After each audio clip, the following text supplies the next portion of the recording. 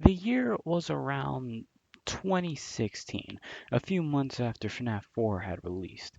I was watching Fusion Z Gamer play a FNAF Fangame, and for some reason, the Fangame stuck with me.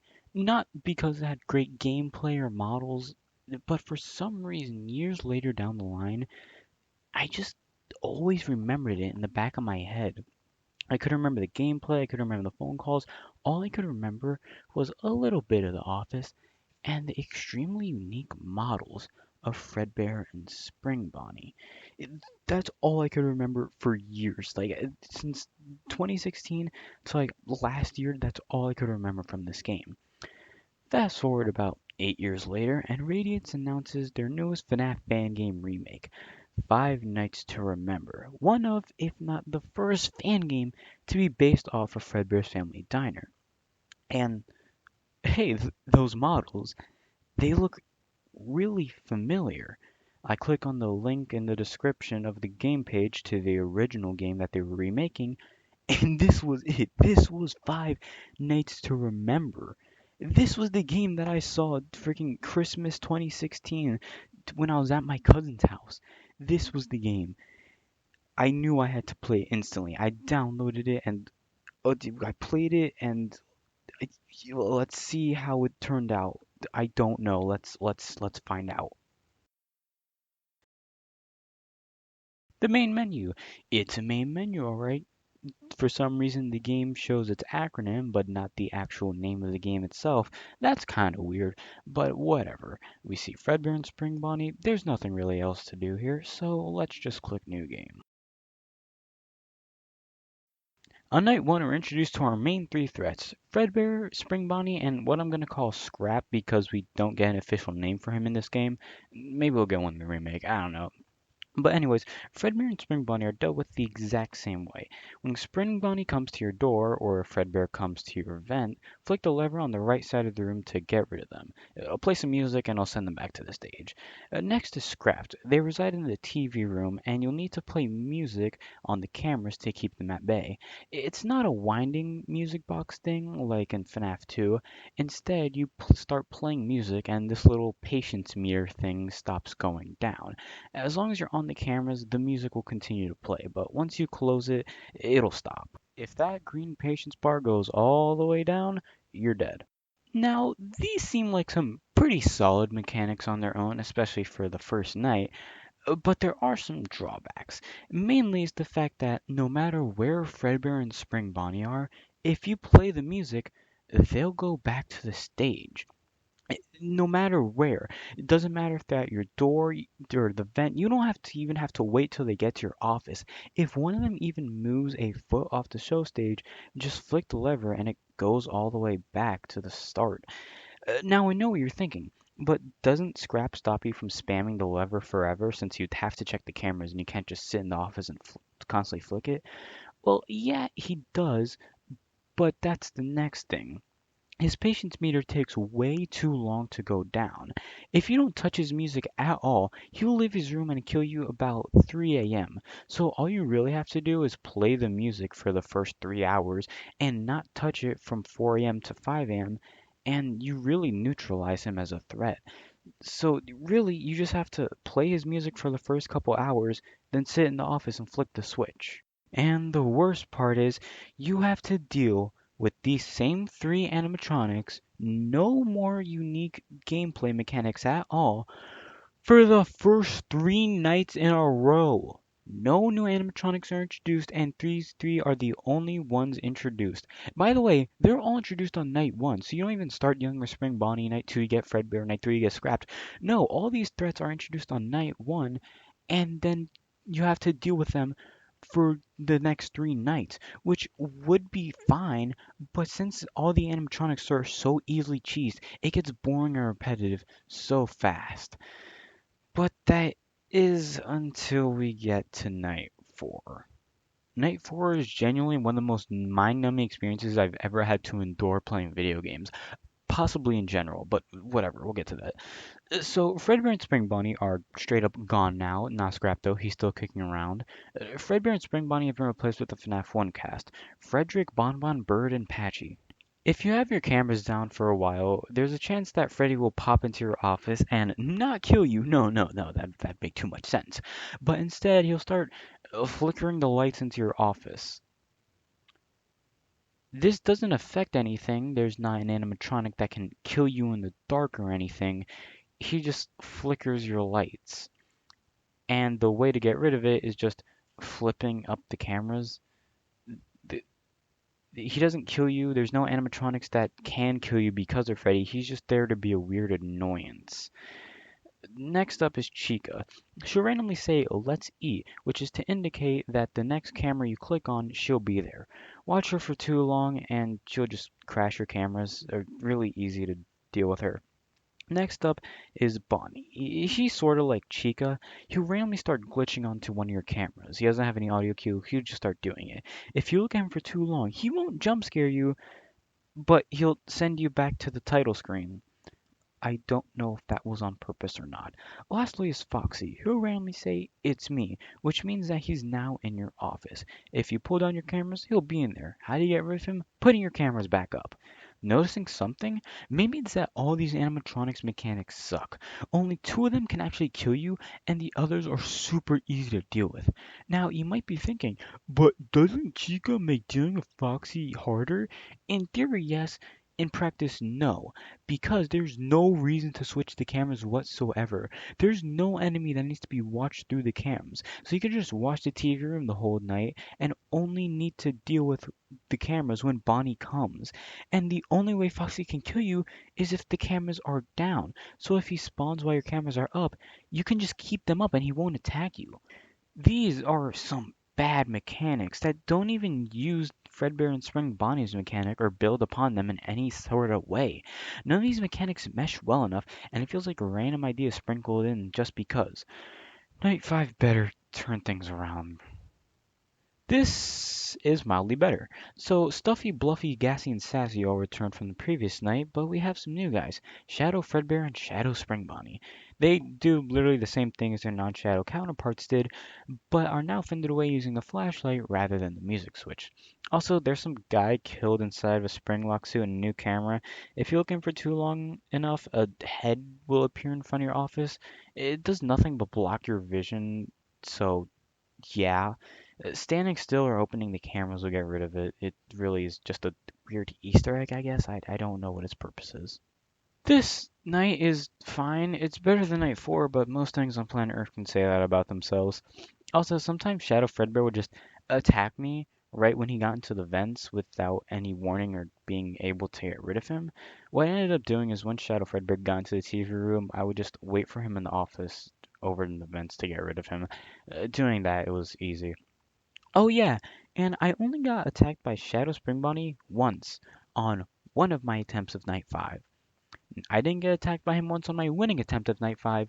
I only got attacked by him once on all my attempts of night 5. If you do get attacked by him, just listen out for his weird whale call that he makes whenever he gets into the doorway. Then that signifies that he's there. Just go and deal with him after that. After beating Night 5, you don't unlock a Night 6 and instead unlocked an Infinity Night, which I don't feel like trying to beat whatsoever. Hey, while we're here, I might as well take a quick look at the credits section. Ooh, look at all these cool names. Purity Sin, Voice Chica. All of that doesn't scream a name that you make as a edgy teenager wanting to be cool, but then as you slowly grow up, you kind of can't really change the name because it's your brand. That's what your name in most accounts are. And no matter how much you want to change it, you just can't really change it because it's too interconnected with you. And no matter how much you wish that you had thought of a better name when you were younger, you can't because now you're just kind of stuck with the name and it's your brand and you can't do anything about it. I don't want to talk about it. Oh no, it's a pretty bad fan game. Nights 1 through 3 were okay but repetitive. Night 4 sucks the light out of me, and Night 5 is better than Night 4, but not by much. And all of the mechanics in either be cheesed or just nothing at all. I mean, it has a place in fan game history for being one of, if not the first fan game to be based off of Fredbear's, but other than that, there's no real reason to go back to this game. I'm finally glad that I got to play and know this fan game that's been stuck in the back of my head for years, but I wouldn't be lying if I said it was underwhelming. But hey, while we're here, the developer of these games actually made multiple games in the To Remember series, so while we're here, you might as well take a look at that. This game is unplayable as all hell. So it's obvious this game wasn't finished, clearly indicated by the beta testers thing on the top of the main menu and the beta tester trophy in the extras menu. So I can't really pick apart the game too hard. I'm still gonna pick apart the game. So the mechanics. You have the same music mechanic from the first game to deal with Fredbear and Spring Bonnie, and you can also close your eyes with Shift, remember this, to deal with a quote unquote beaver animatronic. I'll also get to that later. And also, there's a tracker to see Fredbear and Spring Bonnie when they're in between cameras. If one of those two are gone, not in your office, then they're likely in the halls of the diner, not visible on the cameras. I actually really like this mechanic. It puts you about on the edge when you can't see them in the cams. Are they in the halls or are they in your office? But the tracker recharges too fast for it to be that good of a mechanic. And plus, you could check your office to see if they're there. And apparently, the developer's subwoofer never learned because the game also has the same glitch from the first game where if you hit the music box, Fredman and Swing Bonnie also go back a few cams. And speaking of glitches, when going to check the light in your doorway, sometimes your office will just straight up disappear. Sometimes when clicking on a camera, they just won't show up, and you have to do a bunch of freaking crap to get around that. And the biggest glitch that makes this game completely unplayable, pressing the shift key crashes the game. Now, why is this bad? But remember what I said earlier. Pressing shift closes your eyes, and you need to press shift to deal with the beaver animatronic. So you just can't beat the game. You either get jump scared or just crash the game. Also, the phone guy, which is definitely Etho's room. You have to cover your eyes as fast as you can. And on the off chance that plus trap wanders into your room, keep the monitor up so he doesn't notice. He came back, by the way. Isn't that cool? Doesn't explain how to deal with the spider or old Fredbear. For the spider, he just says listen out for the footsteps. And for old Fredbear, he just says to keep an eye on him. And I start watching him, thinking it's like a foxy mechanic, but when I watch him, he starts to move. And when I don't watch him, he doesn't start to move. And I never got far enough to figure out what they do, since the game would force me to hit shift. Hey, this is also post-production lava here. Again, the script was freaking written a really long time ago, and I decided to go back to get some new footage to record because my old footage was trash. So I went back to get some new gameplay footage for this game, and I found a few more things. So firstly, the spider, they don't tell you how to deal with him, but he can just be dealt with the freaking uh with the music box. I don't have a script, so I'm just going off the cuff with this one. Uh, the old Fredbear, I still don't know how to deal with him. And also, I never mentioned in the script, Plush Trap. He's also in the game. Never got far enough to really see him. I only saw him once when he was scurrying by in the uh, freaking hallway. Yeah, never got far enough to see him, but according to the phone guy, you have to keep your cameras up for him.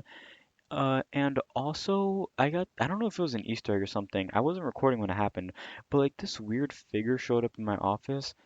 Doing the cameras managed to get rid of it. It was like a weird thing, kind of looked like a statue. And also, just Bill Cipher appeared in my office one time. This I actually do have footage of. So, you'll seeing that on camera. Also, none of the jump scares work. None of them are animated. You just hear a loud audio and boom, you're dead. And also, I found a strategy for how to easily fix the cameras when, it doesn't show it, which is just to spam click the cameras and hope and pray that eventually the freaking cameras just turn back on and you can see. So yeah, and also another thing I didn't mention, there's keys. I don't remember if I have footage on it, but on the main menu there's a key, and then in the office there's a key. You use them for something, I don't know. Again, the game crashes and is bad, so I never figured out what the keys are for. So yeah, the post-production lava out. But why? Why is the game so unplayable? Why is it like this? Looking things up, Daku got sent a copy before the game was released, and it was perfectly fine and playable. Look at this. This is proper gameplay. So what happened? There's not a lot of videos on One Night to Remember, hell, even on Five Nights to Remember. So it's hard to really wait. Purity. Give me 15 minutes. Okay, so turns out the game was nearly complete and was in a playable state, but a lot of the files got corrupted during development. I assume that the beta test Dako and PuritySyn got sent was a copy before it was corrupted. So I guess the dev tried to fix it up as best as they could, but couldn't work out all the bugs and stuff and never ended up finishing the game and just released it as a beta tester thing. Okay, I'm not even gonna bother talking about this one for much longer because the game is nowhere near complete. It's a 2 night demo, but it doesn't function. You can't beat it. The I'm not even gonna bother going over the mechanics or anything. If you're really interested, go play it for yourself.